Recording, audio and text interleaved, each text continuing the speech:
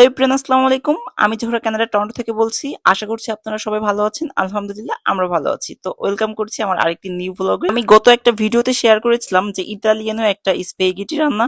তো আজকের ভিডিওতে আমি রান্না করব হচ্ছে কানাডিয়ান প্রাইমো একটা স্প্যাগেটি। এটা হচ্ছে চ্যাপটাটা।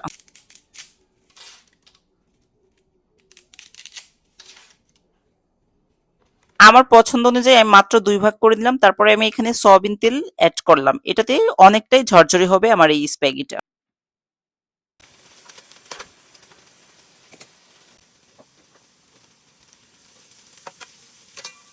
তো দেখতেই পাচ্ছেন আমি এখানে পেঁয়াজ কুচি এবং সাথে কিন্তু চিংড়ি মাছ দিয়েছি। চিংড়ি মাছ দেওয়াতে আমার অন্যরকম একটা স্বাদ হবে।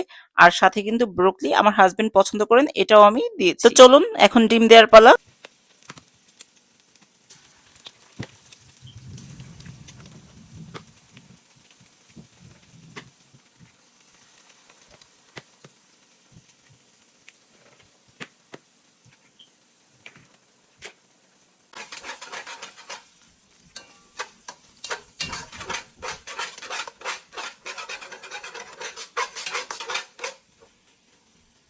আমার আগের ভিডিওটি যারা দেখেছেন তারা অবশ্যই জানেন হয়তো যে আমি কিন্তু ডিমটা অতটা মানে ক্রিস্পি করি না। আমি সামান্য কোন রকম একটু লবণ দিয়ে তারপরে নেড়ে চেড়ে ফেলি, কারণ আমার কাছে একটু মাখা মাখা থাকবে, ওইটাই আমি ভালো পছন্দ করি। আর আমি স্প্যাগেটিটাতে কিন্তু ফার্স্টে সিদ্ধ করার সময় সয়াবিন তেল অ্যাড করেছিলাম, এই জন্য কিন্তু অনেকটাই ঝরঝরি হয়। আপনারা স্প্যাগেটি বা নুডলস বা যে কোনো পাস্তা তৈরি করাতে সামান্য একটু তেল দিয়ে দিবেন, দেখবেন যে ওই যে জালটা হবে ওইটা কিন্তু এক এক ধরনের এক টাইপের মানে থাকে না যে আঠালো আঠালো একটা ভাব দেখায়, একটার সাথে একটা লেগে যাওয়ার ভয় থাকে। যদি আপনি একটু সয়াবিন তেল এড করেন তাহলে কিন্তু কোন রকম লেগে যাবে না, আমার মতো এরকম সেম ঝরঝরি হবে। আর এর সাথে কিন্তু আমি এক প্যাকেট এই যে নর্মালি যে নুডলসটা থাকে আমি ওইটাও কিন্তু অ্যাড করেছি। আর এটা অ্যাড করার কারণে হচ্ছে আমার বাচ্চা যাতে একটু খায়, আমি চেষ্টা করি যে আমাদের সাথে ও একটু খাক, আর ও নুডলসটা বেশি পছন্দ করে পাস্তার থেকে।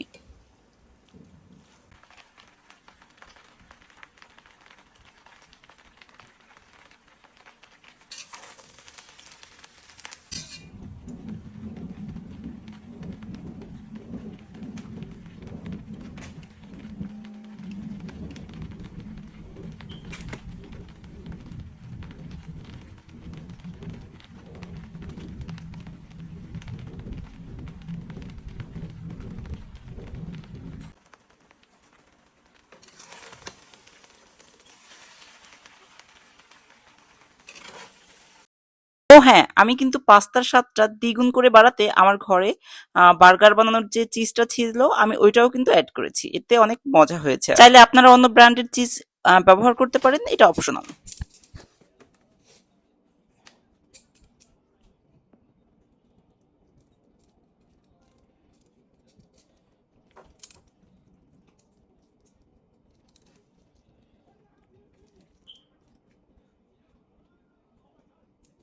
তো এই তো রেডি হয়ে গেল চিংড়ি মাছ প্লাস এগ স্পেশাল স্প্যাগেটি। এটা বাচ্চাদের বলেন, তারপরে হচ্ছে ভাইয়াদের, মানে যে কোনো সময় বিকাল টাইমে বাচ্চাদের লাঞ্চ বক্সে আপনারাও চাইলে এটা দিতে পারেন। বরাবরের মতোই আমার হাজবেন্ড জব থেকে ফিরে আসার আগে আমি রান্নাটা শেষ করে ফেলি এবং আমার হাজবেন্ডকে দিই। সাথে ওর থেকে কিন্তু আমি রিভিউ নিই, ও বলেছে অনেক টেস্টি হয়েছে। আমি ফলো বা কাউকে কপি করিনি, একদম বরাবরের মতো আমার সাদামাটা রেসিপিতে শেয়ার করলাম। তো ভিডিওটি আজকের মতো এই পর্যন্তই। আশা করছি সবার ভালো লেগেছে। অবশ্যই কমেন্ট করে জানাবেন। কিন্তু আজকের মতো বাই।